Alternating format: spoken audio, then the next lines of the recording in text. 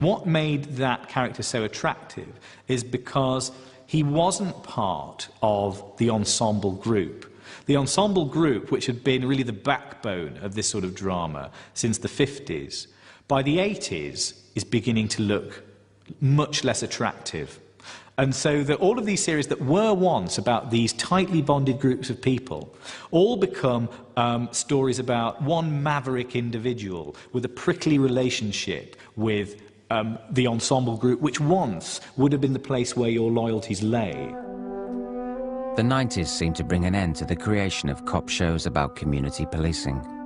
Crimes that were cracked by the gut instinct of dedicated detectives made way for the rise of obsessive individuals who worked to a new rule book, one focused on science and certainty. It's a bit hard to tell much else. Been there for quite some time. You must be Samantha Ryan. I've heard a lot about you.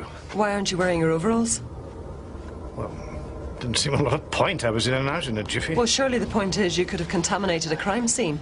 Yes. Sorry. Which is what I teach my students in the first hour. Excuse me. He's a police surgeon. He should know the rules. The body is that of an adult male. With unreliable witnesses, Silent Witness went back to source and let the dead do the talking. In the modern cop show, science was the star. The dog wanted to keep it as a reward. If we feel that the police are armed with this kind of army of experts who use rigorously scientific means to combat crime, that's what we need, because it no longer seems enough to have the blokes from the Sweeney rolling over the bonnets of their Capri, you know, drinking a large scotch out of a teacup in the morning, then going out and you know, taking down terrorists on gut instinct alone. You think, no, the enemy's too sophisticated now. You know, you're not going to beat them if you're half pissed. You know, we want someone who's sensible and straight-laced and has got a scientific methodology with which to combat these lunatics who operate amongst us. Dr. Ryan is a fine woman and a brilliant pathologist, but sometimes she can be a bit blinkered. She's an A to Z kind of girl. Something gets in her way and she just tramples over it, including, I'm afraid, people's feelings. Isn't that right, sir?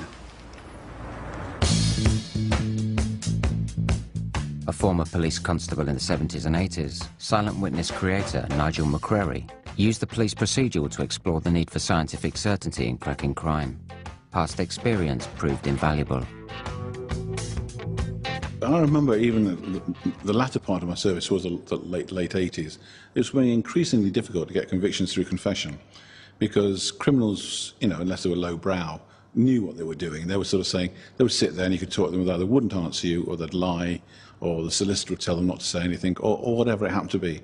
So increasingly you relied on forensic evidence to try and get a conviction. So there was a strand here, DNA there, fingerprint somewhere else, and the idea sort of came from there.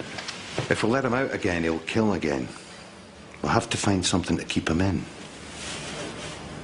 Fine, but I find Tom. It was the new kind of policing whereas interviews and old-fashioned techniques began to wane a bit because people were getting wise to it. And oddly, they were getting wise because of television dramas. You know, you imagine without television dramas and documentaries, did the old trick about saying, oh, your mate's in the other office and he's told us everything, so you might as well, which is a very old trick. But now they're wise to it because they watched Zed Cars and Dixon and the Swedish, so they were wise to all these things. Life was pronounced extinct at 0015 by the police surgeon, Dr. Owen. There's a whole genre of police drama that is really just about people standing in kind of glassy blue rooms staring at something dead.